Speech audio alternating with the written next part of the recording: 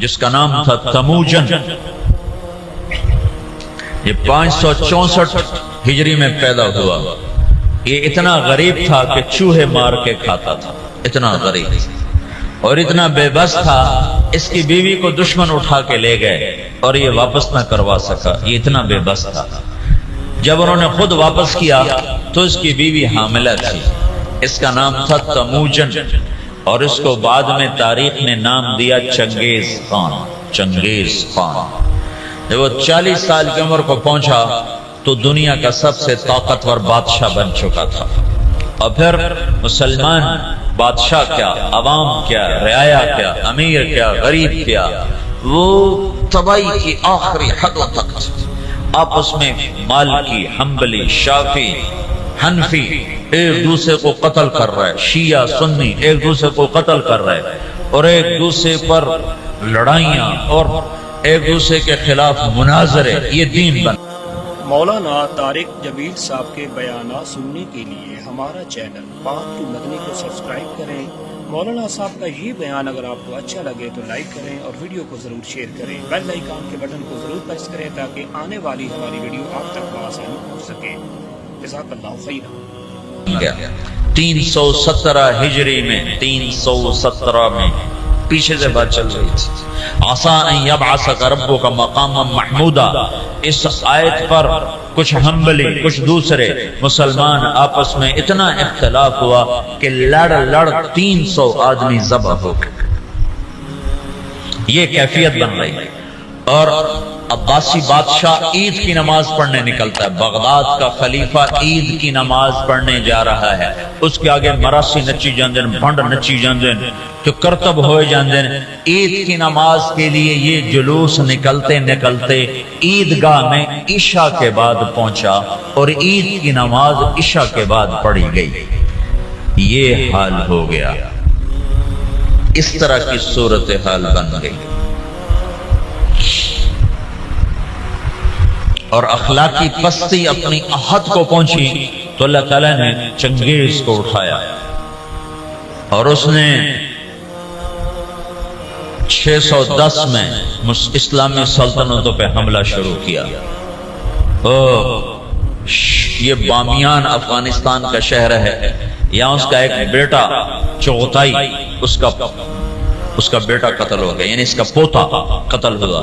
تو جب بامیان فتح ہوا تو اس نے حکم دیا کہ کتے بلے بھی ذبح کر دیے تھے. عورتوں کے پیٹ چاک کر کے اس میں سے بچے نکال کے وہ ذبح کر دیے. ایک انسان تو انسان ہے، جانور گائے بھینس کی ذبح کر دی تو ایک عذاب بن کے نکلا کہ مسلمان آپس میں لڑ عقل ہی نہیں آ رہی تھی ان کو کہ ہماری تباہی کے بادل چھائے ہوئے ہیں اور وہ ایک دوسرے کو گلے کاٹنے پر اس پر ہی جی میں آج ہویا جانا. جب قومیں سوتی ہیں تو پھر ڈھول انہیں نہیں اٹھاتے، دھماکے انہیں نہیں اٹھاتے، پھر موت ہی انہیں اٹھاتی ہے.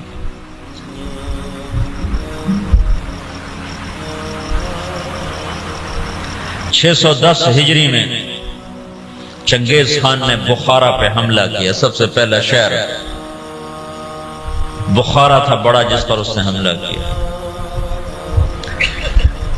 اور جب وہ مسجد کے ممبر پر آیا تو اس نے ایک لمبی ٹوپی پہنی ہوئی تھی. سردیوں کا زمانہ تھا اور چہرے پہ رنگ ملا ہوا تھا سردی کے اثر سے بچنے کے لیے. کہنے لگا مسلمانوں تم جس خدا کو مانتے ہو میں اس خدا کا عذاب بن کر آیا. خون کی ندیاں بہا اور 40 سال مسلمانوں کے خون سے زمین بھر کر 656 ہجری میں ہلاکو خان نے بغداد پہ حملہ کیا. 15 لاکھ آدمی ذبح کر دی. 40 دن قتل عام ہوتا رہا اور دریائے دجلہ سرخ ہو گیا. اب یوں لگتا تھا کہ اب دنیا میں اسلام ختم، اب اسلام نہیں باقی بچ سکتا. تو میں نے تمہیں بتایا نا کہ اللہ نے اسلام کو باقی رکھنا ہے، اسے کوئی نہیں مٹا سکتا. تو جب مسلمانوں کے ہاتھ میں سے طاقت نکل گئی اور وہ بے بس اور عاجز ہو گئے اور اتنی بڑی تاتاری طاقت سے لڑنے کی ہمت نہ رہی، تو اللہ نے کیا کیا؟ اس دعوت کی طاقت کو ظاہر کیا۔ مسلمان کو کوئی مٹا نہیں سکتا، کیوں کہ اللہ نے اسلام کو باقی رکھنا ہے۔ جب اسلام باقی رہے گا کب؟ جب مسلمان ہوگا۔ مسلمان کے بغیر تو اسلام باقی نہیں رہ سکتا ہے۔ تو ساری دنیا کی طاقتیں مل کر ہمیں نہیں مٹا سکتی، کیونکہ اللہ نے اسلام کو باقی رکھنا ہے، اور اسلام باقی رہتا ہے مسلمان سے۔ نماز باقی رہتی ہے نمازی سے، قرآن باقی رہتا ہے حافظ قرآن سے، حج باقی رہتا ہے حاجی سے، عمرہ باقی رہتا ہے عمرہ کرنے والے سے۔ تو اللہ نے پوری دنیا کے شیطان دجال کٹھے ہو جائیں، ہمیں مٹا نہیں سکتے۔ ہاں یہ ہو سکتا ہے کہ اللہ ہمیں ختم کر دے، ہمیں ختم کر دے، مثلا ساری دنیا کا باطل کا مٹا دو اور ہم مٹ جائیں، تو اللہ کیا کرے گا؟ کسی اور قوم کو فوراً کلمہ پڑھا کے مسلمان بنا دے۔ اسلام نہیں مٹ سکتا ہے، دنیا کی کوئی طاقت نہیں مٹا سکتی۔ اور یہ جو تبلیغ کا کام چلا ہے، اس بات کی نشانی ہے کہ اللہ دین کو زندہ کرنے والا ہے۔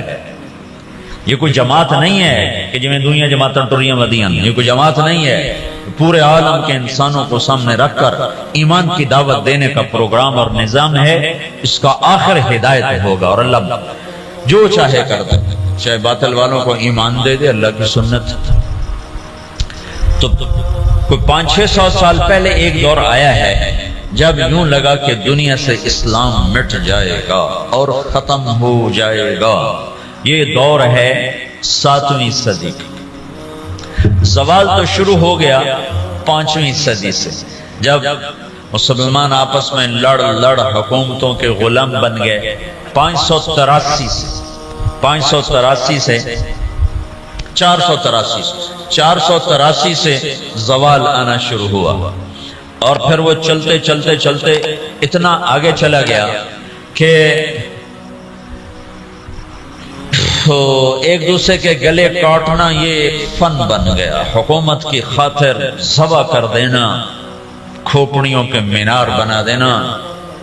اسپین کا مسلمان بادشاہ تھا، وہ مسلمان اپنے دشمنوں کی کھوپڑیاں کاٹ کر اس کو خالی کر کے اس میں مٹی ڈال کے اس میں پھول اگایا کرتا تھا۔ یہ ظلم و ستم شروع ہوا، تو اللہ تعالیٰ نے تاتاریوں کا عذاب اٹھایا، اور صحرائے گوبی سے ایک فقیر آدمی، کچھ ترکستانی تاجروں نے تاتاریوں میں تبلیغ شروع کر دی۔ تو وہ قوم جو دنیا میں اسلام مٹانے آئی تھی وہ مسلمان ہونا شروع ہو گئی۔ یہ دنیا کی تاریخ کا عجب واقعہ ہے۔ چنگیز خان، اس نے شہروں کے شہر تباہ کر دی۔ اس کے مرنے کے بعد اس کا بڑا بیٹا تھا جوجی، اس نے سلطنت کو 4 حصوں میں تقسیم کیا۔ روس جوجی کو دیا، منگولیا کا علاقہ چغتائی کو دیا، اور اپنا صحرائے گوبی اور چین اور اس کا دائیں بائیں یہ اغدائی اس کو اپنا جان نشین بنایا، اور تولوئی کو آذربائیجان سے لے کر ایران کا علاقہ دیا۔ دنیا کا سب سے بڑا فاتح ہے چنگیز خان۔ تو پوری دنیا میں چنگیزی چھا گئے، اور مسلمان بے بس اور حقیر، کوئی شکل نہیں ان سے ٹکر لینے کی۔ تو اس دعوت کی طاقت کو اللہ نے ظاہر فرمایا۔ جوجی کا بیٹا تھا ایباقا، وہ اس کے مرنے کے بعد بادشاہ بنا۔ ایباقا کا بیٹا تھا برکا، وہ اس کے بعد بادشاہ بنا۔ اس کے دوران دعوت کا کام شروع ہو گیا تاتاریوں میں۔ تاتاری عوام مسلمان ہونا شروع ہوئے۔ اس سے دعوت چلتے برکا خان کا ایک وزیر مسلمان ہوا۔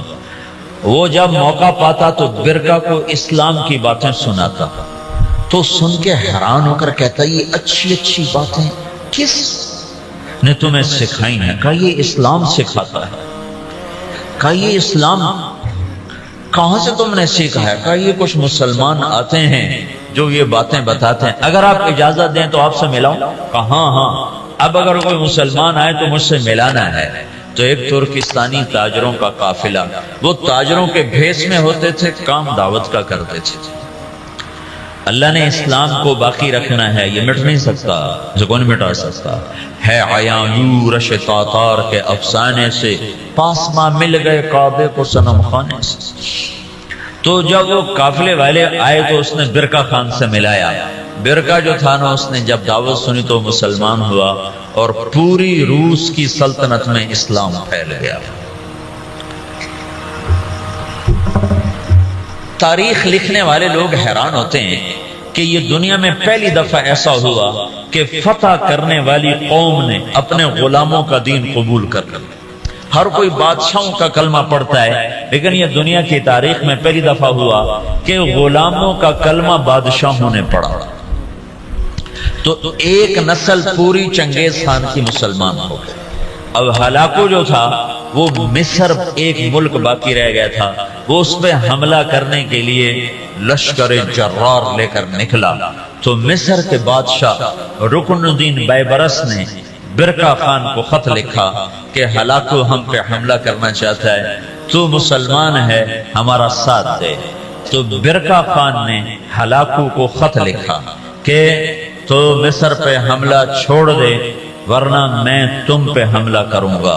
وہ بھی مسلمان ہیں، میں بھی مسلمان ہو چکا ہوں، کلمہ پڑھ چکا ہوں۔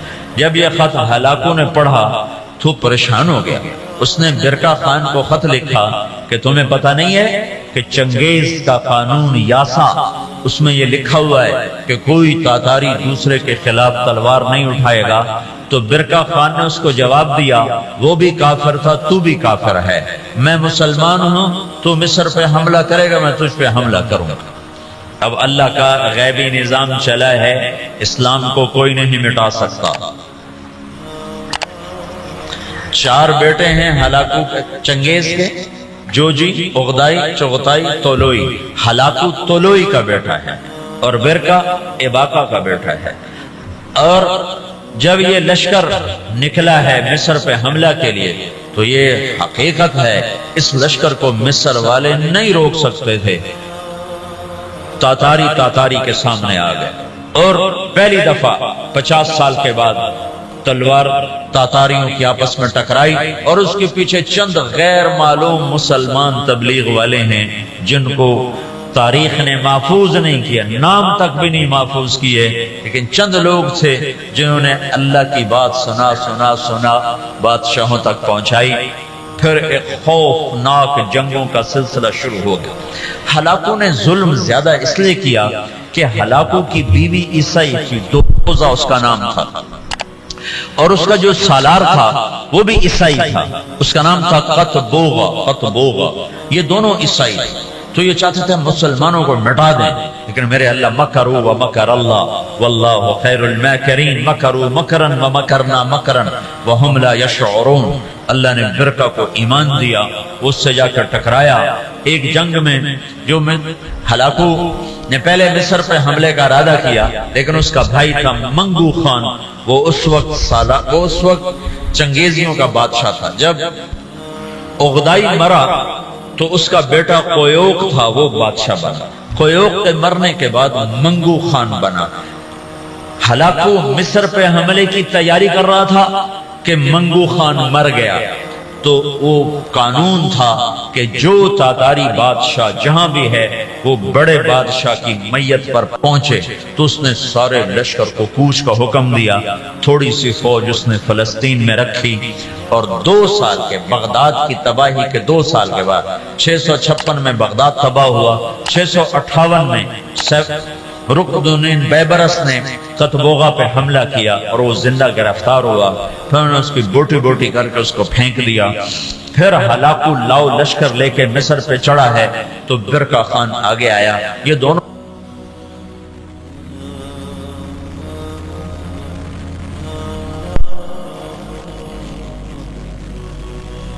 کا بیٹا تقودار وہ بادشاہ بنا، ہلاکو کا بیٹا بادشاہ بنا، وہ مرا، اس کا اس کا پوتا ارغوان وہ بادشاہ بنا تو وہ عیسائی ہو گیا. اس نے اپنا نام رکھا نکوپولس. لیکن تھوڑے دنوں کے بعد کہنے ترائے خدا کیا چکر ہے, ترائے خدا, عیسائیوں کے 3 خدا ہوتے ہیں, کہ ترائے خدا بھی ہویا جب میں خدا تھا ہی کوئی ہوندا ہے. تو وہ مسلمان ہو گیا اور اس نے اپنا نام احمد رکھا. احمد وہ ہلاکو جس نے کہا تھا دنیا سے اسلام مٹا دوں گا, اس کا پوتا لا الہ الا اللہ کے نعرے لگا رہا تھا.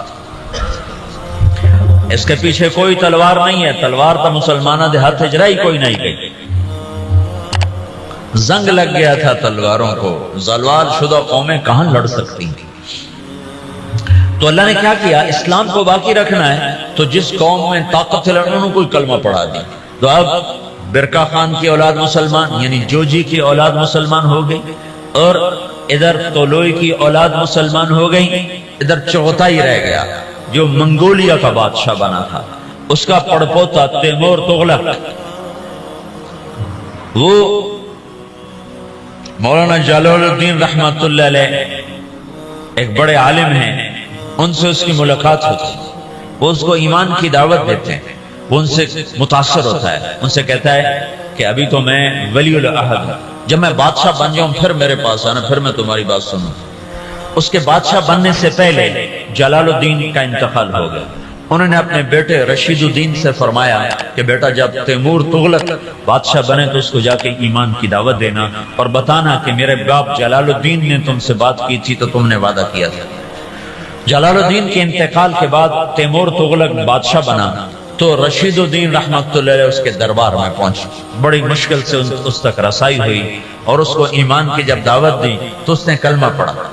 اس نے 4 وزیر تھے, اس نے ان کو بلایا, ان کو اسلام کی دعوت دی, انہوں نے بھی کلمہ پڑھا. اس کا سالار تھا سپہ سالار, اس نے اس کو بلایا, کہا اس کو ایمان کی دعوت دی. تو اس کے سپہ سالار نے کہا کہ میں تو ایک شرط لگاتا ہوں کہ یہ میرے غلام سے کشتی کرے, اگر اس کو گرا دے تو پھر میں مسلمان ہوتا ہوں, ورنہ نہیں. اس کے غلام کا نام تھا جراش. وہ کیسا غلام تھا, وہ 5 سال کا جوان اونٹ بیٹھا ہوا اس کو دونوں ہاتھوں پہ یوں اٹھا لیتے تھے. ساڑھے کو بستر نہیں چاہیا جاتا, سلیپنگ بیگ تو پورا اٹھا ہی چاہ لیں گا ایڈی بلا. تو بادشاہ نے کہا تیمور نے کہ یہ کیا بات ہوئی, تیرا غلام ہاتھی اے شدہ چڑی ورگا اے کشتی کے ہی ہو. بھائی تو دلیل کی بات سن کا, میں دلیلہ کو نہیں جانتا, میں صرف لڑائی جاننا, یہ میرے غلام کو ہرا دے میں کلمہ پڑھ لوں گا. تو رشید الدین رحمت اللہ نے کہا جی میں انشاءاللہ اس سے کشتی کروں گا. تو انہیں رات کو اپنے رب سے بات کی, مولا ہن تیری مرضی, مروانا ہی مروا چاہ, جنہوں نے کلمہ پڑھوانا ہی تو میں نے جتا چاہ. یہ سارے واقعات جو میں آپ کو بتا رہا ہوں یہ عیسائی مورخین کی کتابوں سے بتا رہا ہوں. اگر کسی مسلمان دی کتاب ہوندی تو لوگا کھڑا ہمیں ودا کے گلاں دسی جاندے ہیں. یہ میں آپ کو سارے واقعات عیسائی تاریخ دانوں کی کتابوں سے بتا رہا ہوں, جو لکھتے ہوئے خود حیران ہوتے ہیں کہ پتہ نہیں کی چکر ہے, اسلام میں کیا جادو ہے کہ جو طاقتور کو جھکا دے. ہسٹری آف اسلام میں کتاب ہے, میں اس سے آپ کو یہ سارا قصہ سنا رہا ہوں. وہ بہت بڑا مورخ تھا سر تھامس, تو یہ تاتاریوں کی تاریخ لکھتے کہتا ہے سمجھ میں نہیں آتا کہ یہ کیسے ہو گیا کہ بادشاہوں نے رعایا کا دین قبول کر لیا. یہ کیا سچائی ہے اسلام کی. اس نے کہا جی میں لڑوں گا. اگلے دن سورا شہر کٹھا اور رشید الدین چڑی ورگا وہ ہاتھی ورگا سارے آکھنے لگے ماڑ کو ہونے ماریا جانا ہے. تو جب وہ آمنے سامنے ہوئے وہ ہنستا ہوا اور کہہ کے لگاتا ہوا آ رہا, اس قریب ہوا ان کو پکڑنے کے لیے. انہیں آگے بڑھ کے صرف اس کے سینے پر یوں ہلکا سا مکہ مارا, اللہ یوں کہا اللہ. تو وہ جراش 3 کلا بازیاں کھا کے گرا تو ڈھے کے تو بے ہوش ہو گئے. بادشاہ نے کہا ہاں بھائی ہون تو سمجھ آ گئی اسلام سچی گل ہے. ہاں 10 لاکھ تاتاری اس بادشاہ کے ہاتھ کلمہ پڑھ کے مسلمان ہیں. منگولیا میں اس کی قبر ہے، قبر ضائع نہیں ہے، منگولیا میں تیمور تغلق کی قبر ہے، اس کی قبر کے اوپر لکھا ہوا ہے یہ وہ خوش قسمت بادشاہ ہے جس کے ہاتھ 10 لاکھ انسانوں نے کلمہ پڑھا۔ جو قوم دنیا سے اسلام مٹانے اٹھی تھی 50 سال کے اندر وہ سارے کے سارے کلمے میں داخل ہوئے۔ صرف تاتاریوں کی ایک نسل اسلام سے محروم ہوئی، قبلائی خان۔ قبلائی خان کی نسل چین کی طرف نکل گئی تو وہ کلمہ پڑھنے سے محروم ہوئے۔ ادھر جو مسلمانوں کی حدود کے ساتھ تھے سب کے سب کلمہ پڑھنے والے بنے۔ اسی کو علامہ اقبال نے کہا پاسباں مل گئے کعبے کو صنم خانے سے، کہ جو قوم اٹھی تھی کہ ہم نے دنیا سے اسلام مٹا دینا ہے، ان کو طاقت سے نہ کوئی توڑ سکا، ان کو فوجوں سے نہ کوئی توڑ سکا، ان کو کلمے کی سچائی نے غلام بنا دیا، اور سارے کی ساری قوم مسلمان۔ ایک تاتاری آیا رائمنڈ 4 مہینے لگانے، تتارستان پوری ایک ریاست ہے روس میں، تتارستان۔ تو انہوں نے مجھے کہا کہ یہ تاتاری ہے، میں نے ان سے پوچھا اس کی زبان تو روسی تھی، تو انہوں نے مجھے کہا تاتاری، میں نے کہا تتار، میں نے کہا ہاں تتار۔ میں نے پنجاب میں کہا یار تسی سانوں بڑا کو کے رکھا ہے، اس کو کیا پتا میں کیا کہہ رہا ہوں، میں کہا توڑے بڑھنے سے بڑا کوئی آئے ہوئے۔ یہ تبلیغ کی خاموش محنت تھی جس نے دنیا کی سب سے بڑی سیاسی طاقت کو کلمہ پڑھا دیا۔